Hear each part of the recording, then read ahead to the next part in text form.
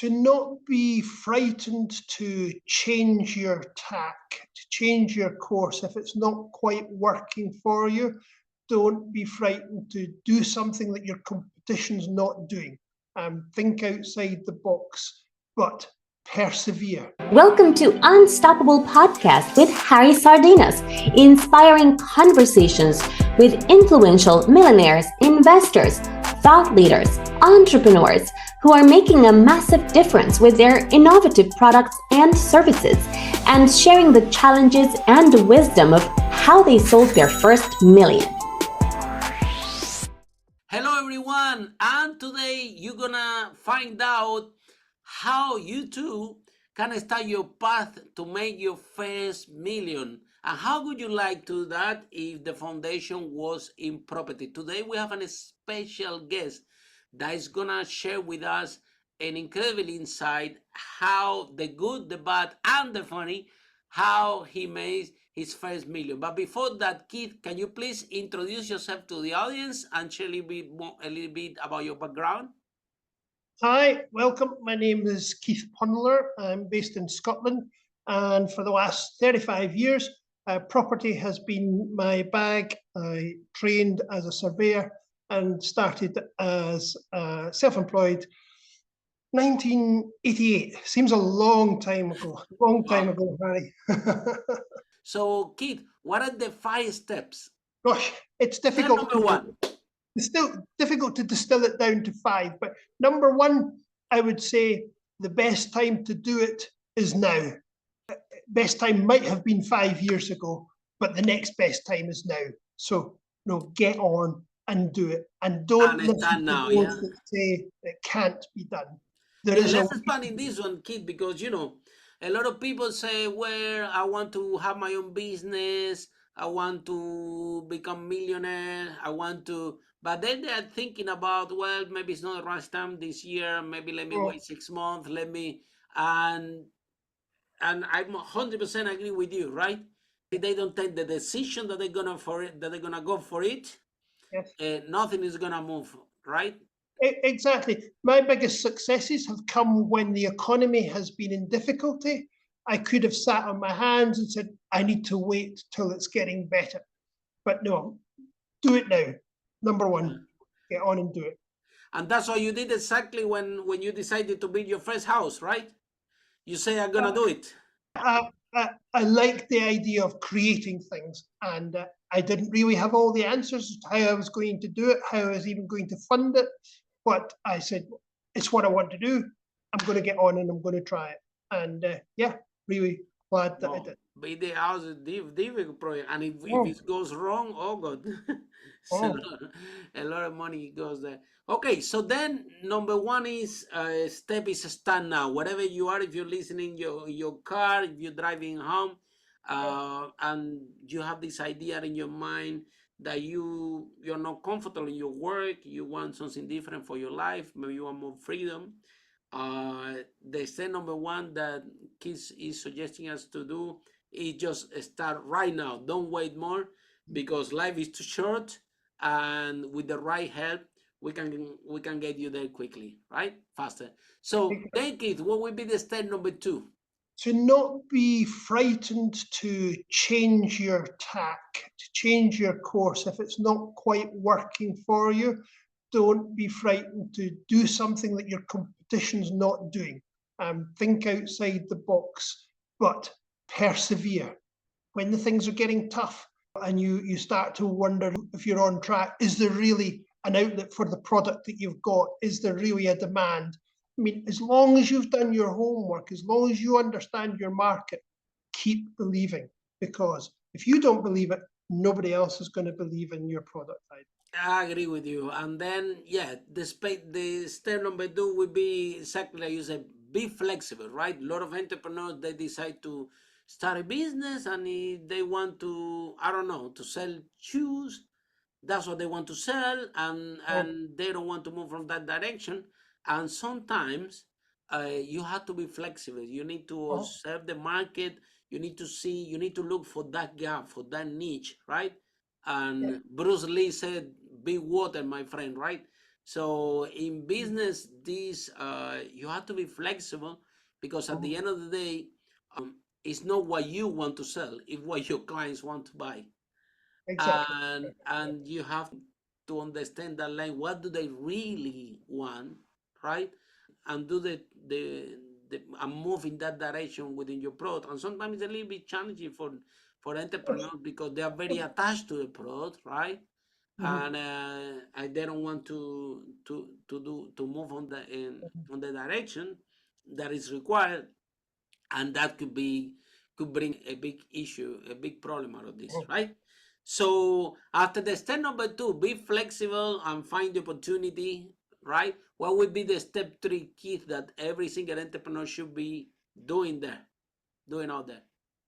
Stand out from the crowd. I think Wow. it's very difficult to just be a little bit better at what you are doing if all your competition is doing exactly the same and there's no differentiation of your product from anyone else's. So I'll give you a couple of examples, perhaps in the aviation sector.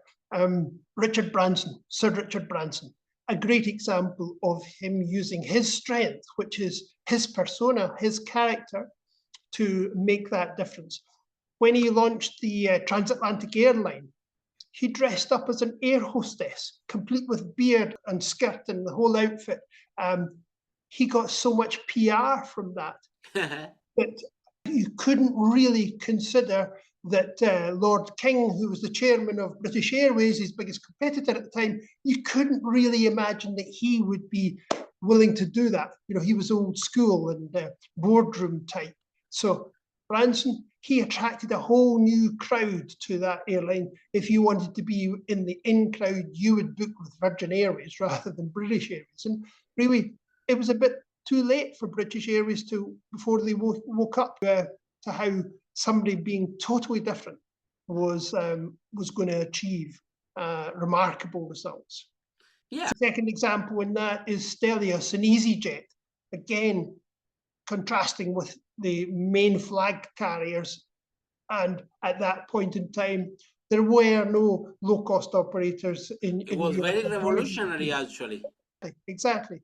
What do you mean you'll have to pay for a meal? Flag carriers would say, oh, we'll do all the hot meals and everything, but you know, who made the money? It was different. Exactly. Very much So so. Yeah. I think Steve Jobs always said, you don't need to be better than anybody else, just you have to be different, and that would be enough. Of course, you do need to have a good quality product. I think, Richard Branson with the PR, but also the product is very good. He Yes. do Yeah. fly very comfortable in his planes, and I don't know if you travel on his trains, and pretty much. So the is being different, but actually differentiate yourself, be unique. But I think at the end of the day, to have a good product behind also help this differentiation to stack Yeah. in people's mind, right? And you said with the EasyJet, it was out of the mind, right? We're just gonna do short trips and no food, so the plane is gonna be like a bus. who's gonna who's gonna thought that it was a huge change in how, Exactly. and today, and he set an example for everyone. Yeah. Yeah. Even today, even the company Ryanair took the model, and now they do it with even bigger planes. The Well, same concept, right? it was a perfect example of him believing that his competition didn't always get it right. You know, don't live in awe of the big players, because if you can, be the speedboat against the super tanker, you're going to get there quicker. And that was a perfect example. In my own case, I bought out one of my major competitors, who was a big PLC, or it was there. And when I took over that business, prior to that, I thought they're just too big a player. I couldn't go near them. They would be able to teach me so much. But in truth, the opposite was true. The parent company was desperate to exit the market. I came along, reinvented the business a little bit, and merged the two into my existing business. And from the face of it, Wow. we could be looking at the big PLC, they do everything right. They are a PLC, therefore they must be doing things properly. But in the event, we took over them rather than the other way around. So Oh, wow. Fantastic. never be frightened to do something a little bit different. Wow. Exactly. And then what would be the step number 4, Keith, that people should be doing out there?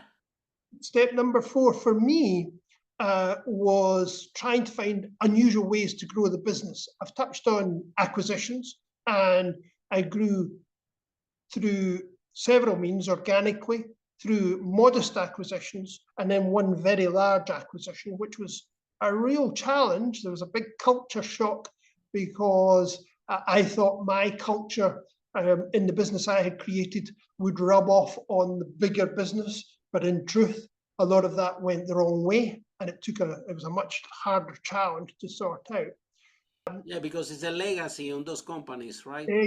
Exactly, and I had overlooked silly things like all their staff on the same tier as our staff all had slightly better company cars than our team had, and so the culture migrated, and there was a little bit of anxiety developed in some of my good team. But it took a little bit longer, but we got there.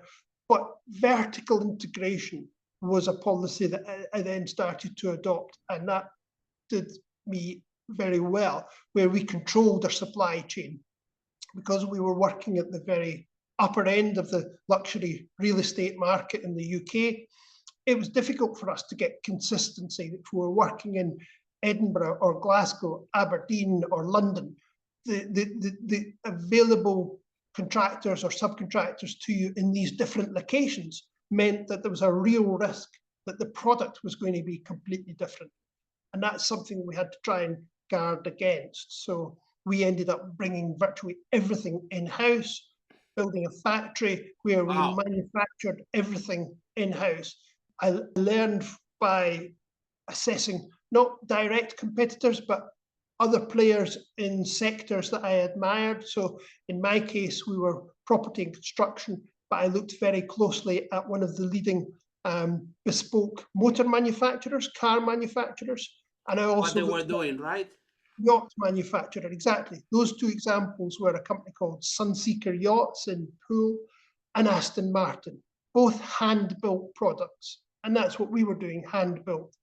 But I learned to bring things into the factory, have our own furniture makers who would then jump in the lorries with the goods and take them to the sites and fit it out so that the consistency of quality. Follow us for more interviews with world's most influential, audacious entrepreneurs that overcame challenges and adversity, providing you with the blueprint of how they sold their first million so you can grow your business exponentially.